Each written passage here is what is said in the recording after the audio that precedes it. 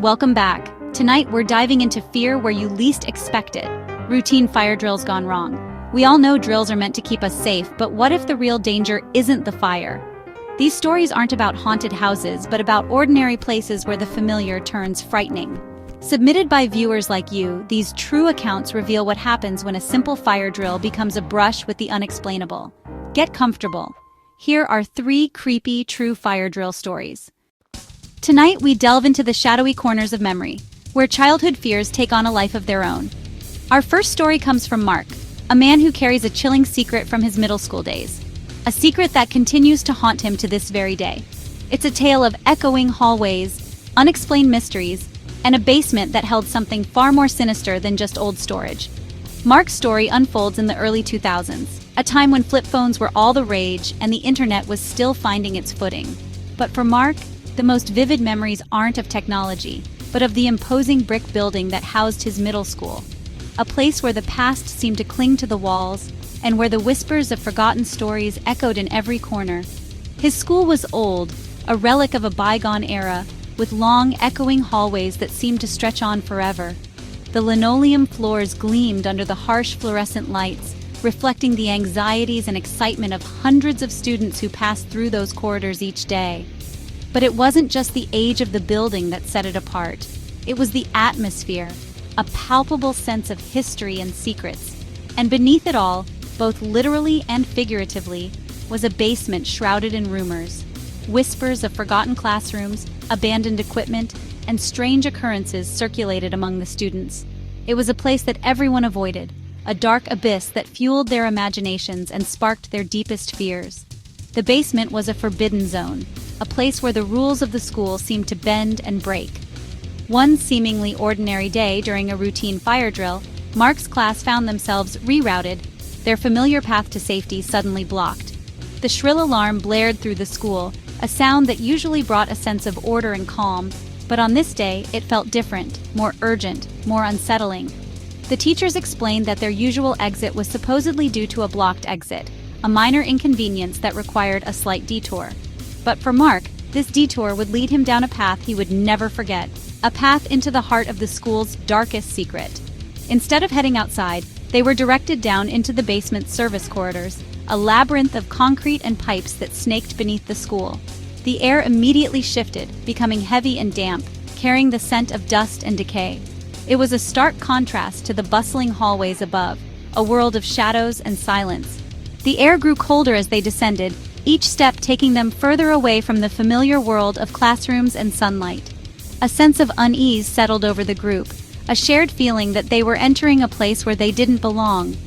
The weight of the school above them seemed to press down, amplifying the feeling of isolation. The only light came from flickering bulbs, casting long, dancing shadows on the damp concrete walls. The unreliable illumination added to the unsettling atmosphere, creating an illusion of movement and hidden shapes. Every flicker seemed to amplify the silence, making the students even more aware of their isolation. Mark, who was near the back of the line, felt increasingly uneasy. He couldn't shake the feeling that they were being watched, that something was lurking in the shadows. The air was thick with anticipation, a sense that something was about to happen.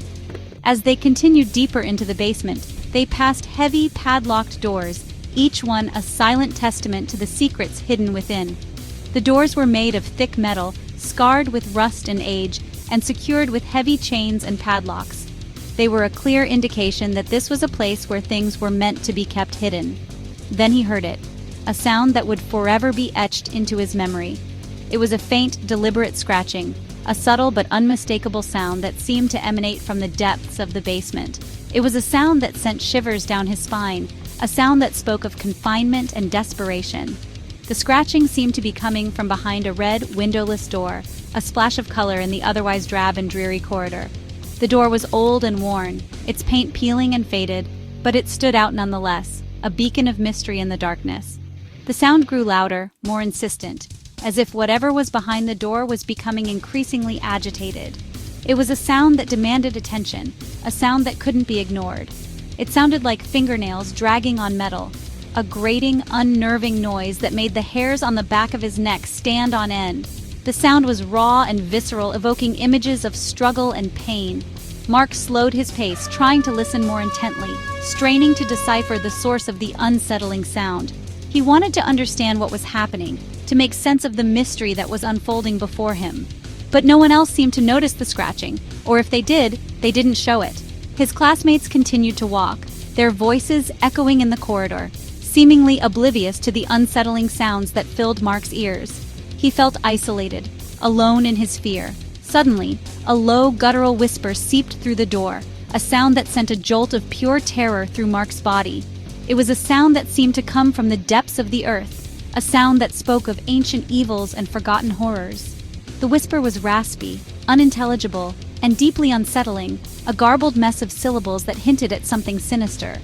It was a sound that defied explanation, a sound that belonged to a world beyond human comprehension. Mark froze in his tracks, his heart pounding in his chest like a drum, his breath caught in his throat. He was paralyzed by fear, unable to move, unable to speak. And then a loud bang slammed from inside the door, a violent impact that shook the entire corridor. The sound was deafening, a primal roar that echoed through the basement. He yelped in surprise, drawing stares from his classmates, who finally seemed to notice that something was amiss. Their faces were a mixture of confusion and concern, but none of them seemed to grasp the true horror of what was happening. But the teacher, seemingly eager to move on, hurried him along, dismissing his fear as mere childish imagination. She ushered him forward, away from the red door and the terrifying sounds that emanated from within. The whispering abruptly stopped, leaving only the echoing silence of the basement. But the fear lingered, a cold knot in the pit of Mark's stomach. He knew that he had heard something real, something terrifying. Once outside, blinking in the sunlight, Mark tried to make sense of what he had experienced. The fresh air and open sky offered a sense of relief, but the memory of the basement remained, a dark stain on his mind. He couldn't shake the feeling that something was wrong, and his suspicions were confirmed when he realized their usual exit wasn't blocked at all. The supposed reason for the detour into the basement was a lie, a fabrication that only deepened the mystery. When he cautiously asked the teacher about the blocked exit, seeking some kind of explanation, some reassurance that he hadn't imagined the whole thing, he got only a vague answer, a dismissive wave of the hand and a non-committal shrug. It was clear that she didn't want to talk about it, that she was hiding something. She quickly changed the subject, steering the conversation towards more mundane topics, effectively shutting down any further inquiry. Her evasiveness only fueled Mark's suspicions, solidifying his belief that something truly strange had happened in that basement.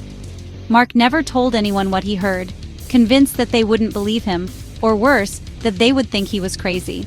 He kept the secret locked inside, a burden that he carried alone.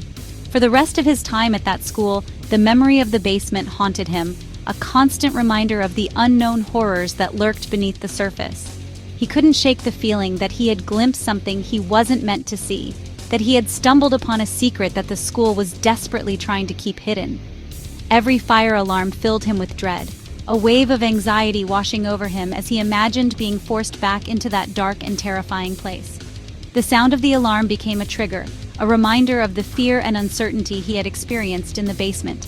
He was always afraid he'd be sent back to that basement, back to the red door and the whispering shadows, back to the unknown horrors that awaited him in the darkness.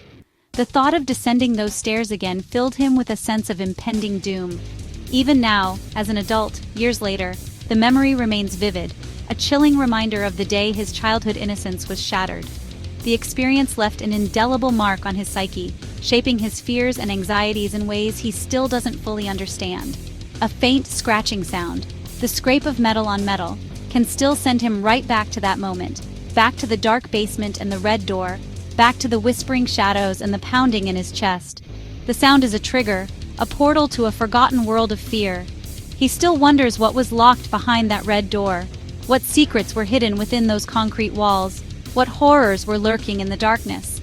The mystery remains unsolved, a question that continues to haunt him to this day.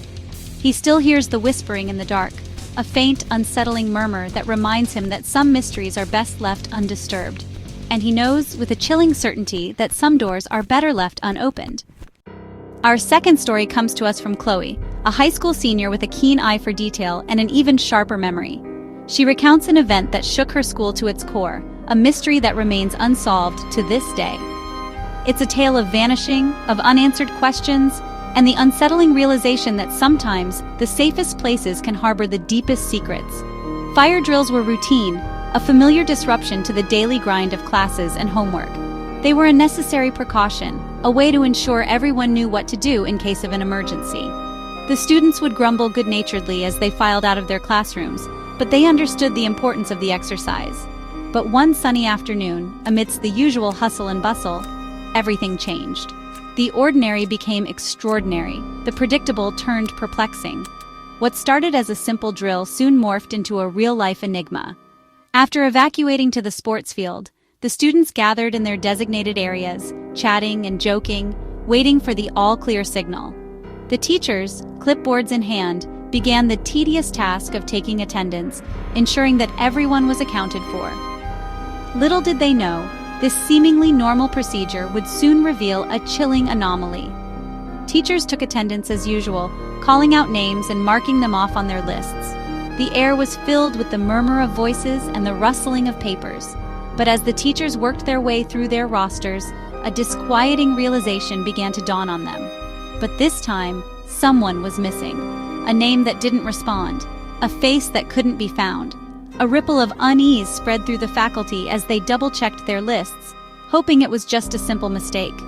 Liam Parker, a quiet student who'd been in class just before the alarm, was nowhere to be seen.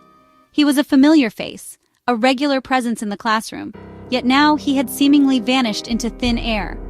Teachers searched, their initial concern quickly escalating to alarm. They scoured the sports field, checked the surrounding areas, and retraced their steps, desperately hoping to find him. The principal made announcements, his voice echoing across the field, urging Liam to come forward and appealing to anyone who might have seen him. But the announcements were met with silence, and the mystery deepened, and the mood shifted from boredom to anxiety, the carefree atmosphere replaced by a palpable sense of dread. The students, initially unfazed by the drill, now exchanged worried glances, whispering amongst themselves as the search intensified. Police and firefighters scoured the campus, their flashing lights and sirens adding to the growing sense of urgency. They searched every nook and cranny, every classroom and hallway, leaving no stone unturned in their desperate attempt to find Liam. But Liam was gone, as if he had simply ceased to exist. The school, once a place of learning and laughter, now felt like a haunted maze, filled with unanswered questions and unspoken fears. His backpack, left behind in the classroom, sat forlornly on his desk, a silent testament to his sudden disappearance. It was a tangible reminder of his presence, a stark contrast to his inexplicable absence. Phone and wallet were left behind. His personal belongings, the things he would never leave home without, remained untouched, adding another layer of mystery to the already perplexing situation. His notebook, open to a maze-like drawing filled with intricate lines and perplexing patterns, offered no clues, only further fueling the speculation and intrigue surrounding his disappearance. No one saw him leave, no witnesses, no leads, just an unsettling void where Liam Parker once stood.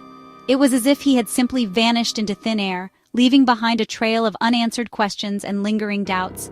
And there were no signs of struggle, no indication of foul play, only the eerie silence of an empty space where a student should have been. The absence of any clear explanation only deepened the mystery and fueled the growing sense of unease. Days passed, turning into weeks, then months, but still no sign of Liam. The investigation stalled, the leads dried up, and the hope of finding him began to dwindle. Then weeks. No leads, no answers. The missing person posters plastered around the school and the town served as a constant reminder of the unsolved mystery and the lingering pain of Liam's disappearance. Graduation came with an empty chair for Liam, a stark and painful reminder of his absence. The joy of the occasion was tempered by the sadness of his disappearance, a shadow hanging over the celebration, a haunting reminder of a life interrupted, a future unfulfilled.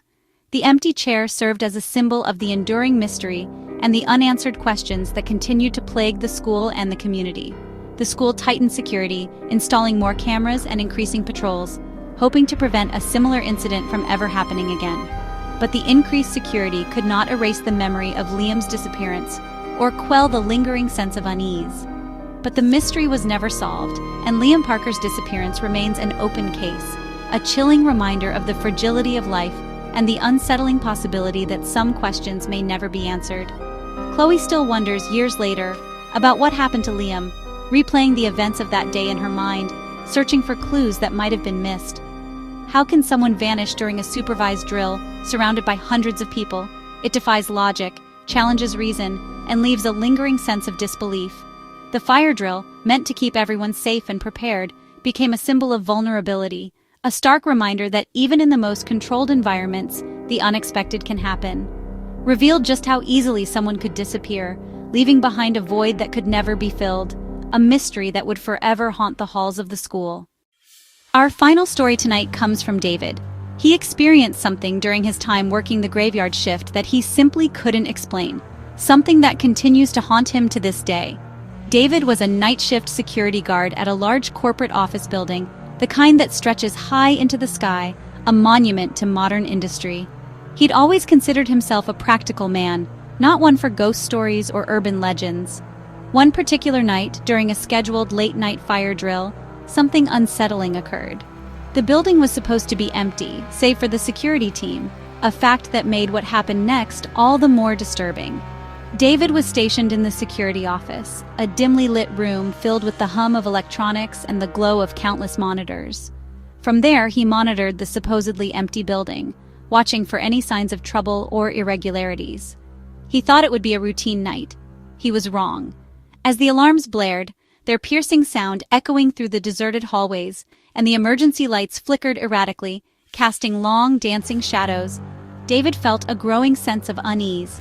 It was more than just the unsettling atmosphere of the drill, it was a primal feeling that something was not right. That's when he noticed it, movement on the 7th floor camera. At first, he dismissed it as a trick of the light, or perhaps a reflection, but as he focused on the monitor, he realized it was something far more sinister. A tall, thin shadow, impossibly elongated and distorted, stepped from the darkness, emerging from a corner where no shadow should have existed. It was impossibly black, a void in the already dim light, featureless and profoundly wrong. It defied the laws of physics, of nature, of everything David thought he knew about the world. David, his heart pounding in his chest, immediately radioed his team, trying to maintain a calm voice despite the rising panic within him. But they were all accounted for, each confirming their location and status. No one was on the 7th floor. The figure continued to glide down the hallway, its movements unnatural and unsettling, limbs too long and slender, bending at impossible angles, moving with unnatural smoothness, as if it were floating just above the floor. It was a horrifying ballet of the bizarre. David frantically cycled through the cameras, his fingers trembling as he tried to keep the entity in view, watching in disbelief as the shadow paused directly beneath one of the cameras, seeming to tilt its head upwards as if to look directly into the lens. In that moment, David felt a chilling, visceral sense of being seen, of being known. It was as if the shadow was aware of his presence, acknowledging him in a way that defied comprehension. Then, just as suddenly as it had appeared, the figure vanished, gone from every feed, leaving behind only the empty hallways and the lingering sense of dread. The rest of the drill passed in a blur of dread and mounting anxiety. David couldn't shake the image of the shadow, the feeling of its gaze. David never reported what he saw that night, fearing ridicule and disbelief, certain that no one would believe him, that they would dismiss it as a hallucination brought on by stress and fatigue. He quit a week later, unable to bear the thought of spending another night in that building, unable to shake the feeling of being watched, of being constantly scrutinized by something unseen. Now, years later, he knows that some things in this world defy explanation, that there are mysteries that lie just beyond the edge of our perception, and that sometimes, just sometimes, they see you too. They are always watching. Fire alarms are meant to warn us of danger we can see, but sometimes the real horror is what you can't explain. These stories show how a routine drill can leave a permanent scar. Have you ever experienced something strange during a fire drill? Share your story in the comments. Thanks for joining me tonight. If you want more unsettling tales, like and subscribe. Until next time, be careful when you hear that alarm. You never know what's waiting in the empty halls.